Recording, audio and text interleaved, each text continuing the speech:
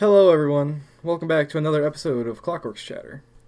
After the first episode, I had a lot of ideas bouncing in my head, so I decided to write some of them down, and through a coin flip, I eventually came onto a topic for today's episode. So, today's topic is going to be about enemy concepts.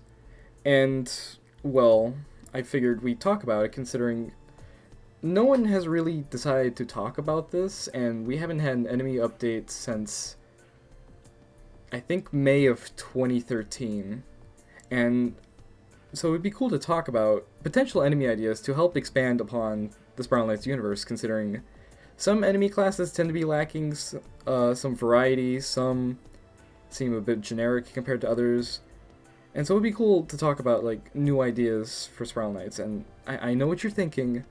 We haven't had an update in over a year. What makes you think they're going to do another one? And, well, I completely agree with you on that. They're not going to have an update, most likely ever, and if they do, it's probably going to be a quality of life update, but it's nice to get some ideas out there just for the sake of creativity and see what you guys think. Now, I'd like to pose a quick disclaimer. If any of these ideas happen to be similar to what I'm going to say here today, just note that it's purely coincidence. I've never done any research into this. These ideas were just completely thought up on a pure whim, written on a sticky note. So, if any of them do line up, I do apologize. Just would like to put that out there. And so, now I'd like to actually go into detail about these monster ideas. So, the first one is actually for the Gremlins family. And the reason why I decided to do that is because, well, the Gremlins seem kind of generic without the constructs. You've got thwackers and scorchers, knockers, menders, demos. I mean, yeah, it's a nice variety, but at the same time, they don't have, like... They're all sort of just general infantry or combat units you would see in any sort of battlefield. And so I decided to do one that, like, adds a little bit more flair to their whole ideal. And so this enemy is what I'd like to dub as the Gremlin Bellower. Essentially, the whole concept is that they shout in a small area around itself, but they also try to stay glued towards other gremlins, so that way they receive an attack buff, similar to how Trojans, whenever they bark, they give a small attack damage buff to any other wolvers within the area around them.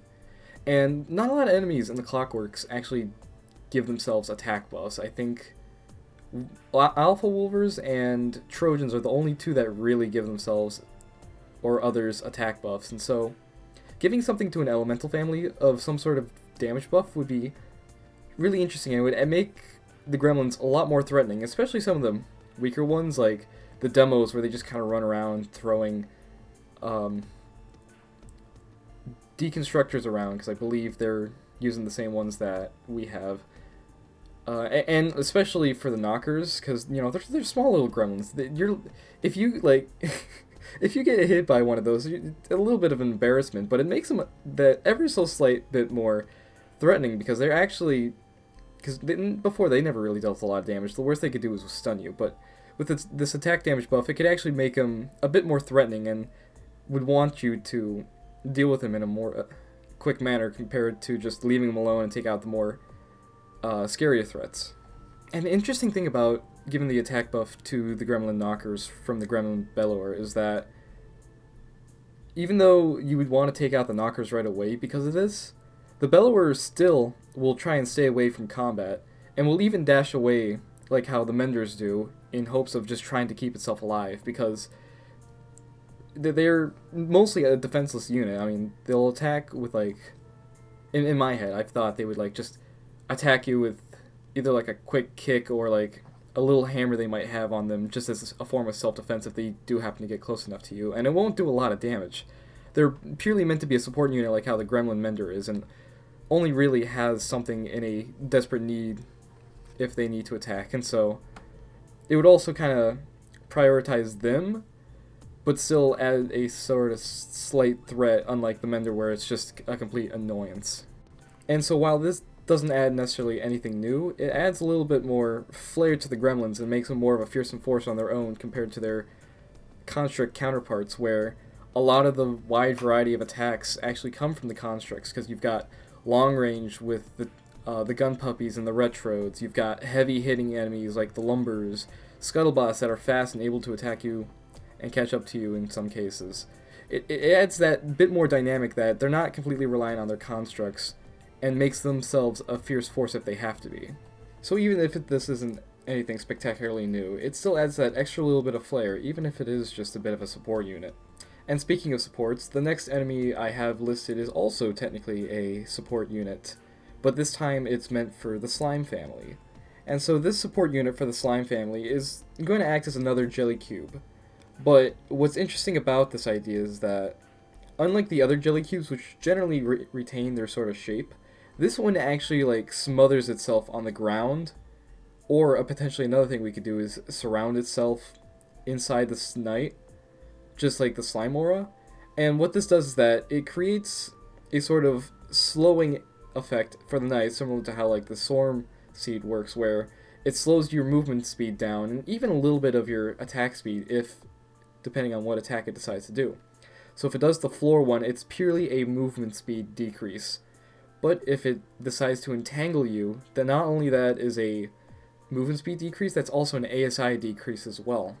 And so what I think is so cool about this enemy concept is that it adds a support unit to a predominantly DPS-based world within the piercing families. The beasts are very predominantly focused on DPS, and slimes also are very much DPS focused with a little bit of support added in. And so these enemies within the piercing world have quite a long windup where they have to stand in place to attack, and it's easy for the knight to just walk out of the way.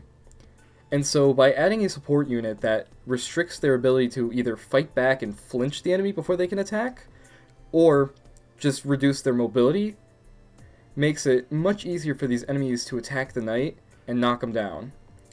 And I think that's what's so cool about this concept, is that it makes beasts and slimes a much more threatening enemy class, because generally, mobility is a very important stat to have in this game. The faster you can move, the more you can avoid enemy attacks, complete levels, all that sort of thing.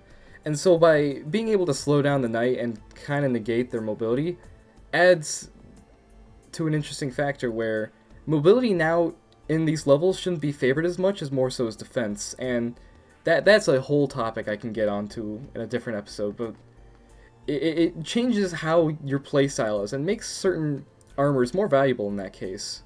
Because when it comes to piercing defense, you only really need to focus on certain armors that will work in most cases, like the Wolverine is great for swordsmen, Mercurial is great for the movement speed, and if you combine that with a Barbarous Thorn Shield, you've got yourself like a knockoff piercing defense version of a BK set.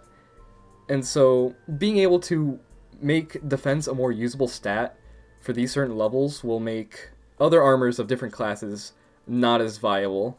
It will make tankier sets more viable, like the Royal Jelly set or the Iron Plate Mail, because those kind of pale in comparison to the other armor sets. Because in addition to gaining more defense, you're losing out on special bonuses that you can gain from other piercing classes, like the Mercurial, which, as I said before, gives you more movement speed, or Skulver, which gives you a nice damage boost. But by doing this, it adds a unique sort of playstyle that you now need to focus on, other than just being a universally fast killing machine. And that's not to say it can't work. It's more or less the case of, this is something you have to deal with as a serious threat. If you don't find a way to play around it, you're most likely going to be in trouble. And especially in the case of arenas, where things can get crazy in a matter of seconds.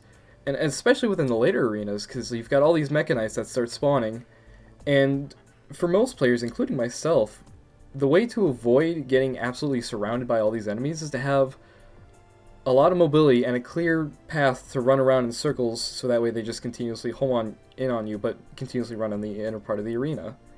And so by having these slimes in that arena, it would definitely make that sort of arena a hell of a lot harder, and would vary up playstyles a little bit. And now that's got me thinking, should I talk about the meta in the next episode? I know it's a bit of a controversial topic with some people, and I've got a lot of opinions about it myself.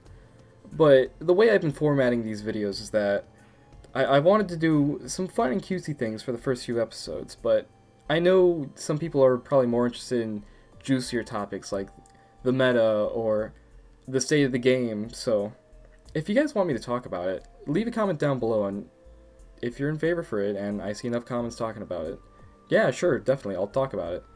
But back to the subject at hand.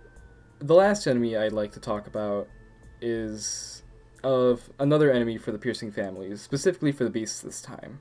This one I didn't write a sticky note for him, so I'm just kind of scrambling to come up with it in my head, but it was an enemy I was thinking of just as I was recording these voice lines over. And what I was thinking for this enemy is that it hides in either like a bush or a block in the Clockworks, and if you don't end up attacking the block or bush right away, they end up popping out and sort of become like an ankle biter almost. And so I was thinking that this enemy sort of fits into the family a bit differently compared to the others. You've got the Wolvers, which are kind of like your generic grunts of the family. You've got Chromolisks, which are ranged despite not really having a whole lot. Alpha Wolvers are like your heavies of the family, similar to how Lumbers are for the Constructs. And then you've got Minis, who just swarm all around you because they're the Minis of the family. And so I thought they would fit into a stealthy sort of class, similar to the Stalkers from the Gremlin family and the Phantoms from the Undead family. And so this enemy would sort of instill a form of caution within the player, because now they have to be aware of what could potentially lunge out at them and just start attacking them like an ankle biter. And I think the way the damage would work with this enemy is that it would work similar to that of a fire tick, where you take damage every few seconds.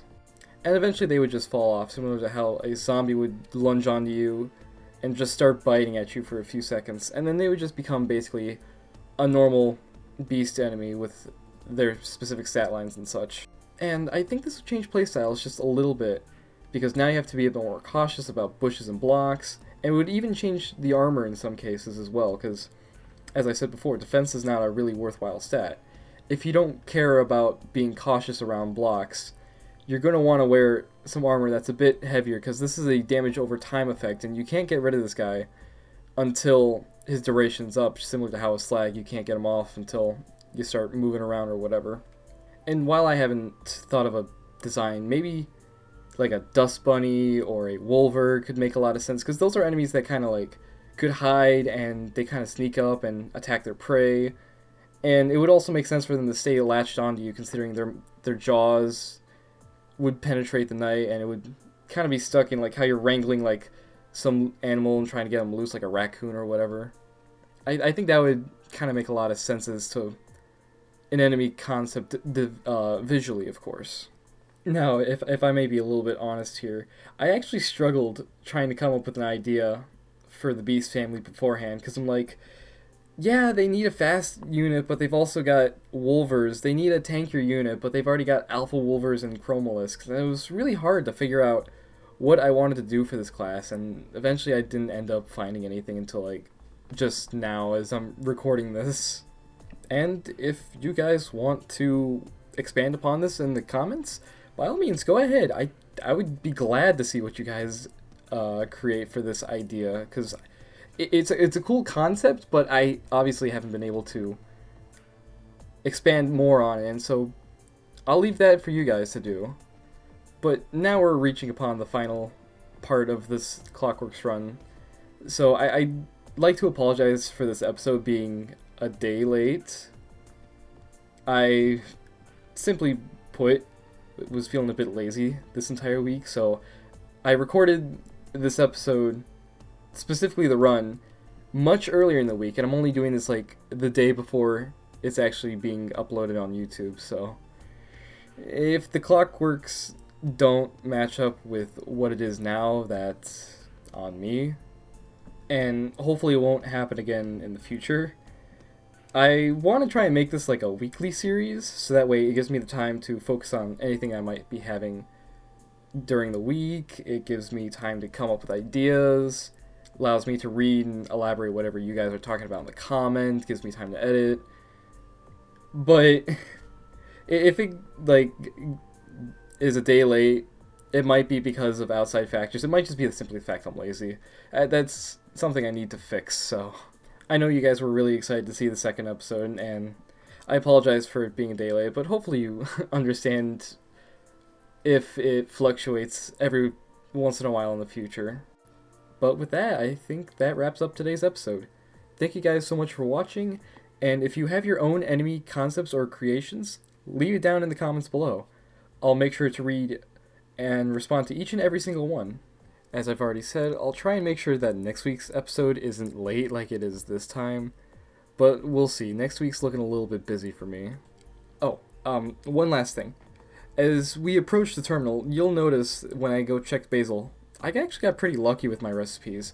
I got the charged Quicksilver mail and helmet.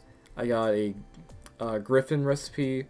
There's a Barbarous Thorn Shield. And I kind of regret not buying one of them, but it was a very lucky basil, I'll say nonetheless. But with that, that's it for today's episode. Until next time. Goodbye.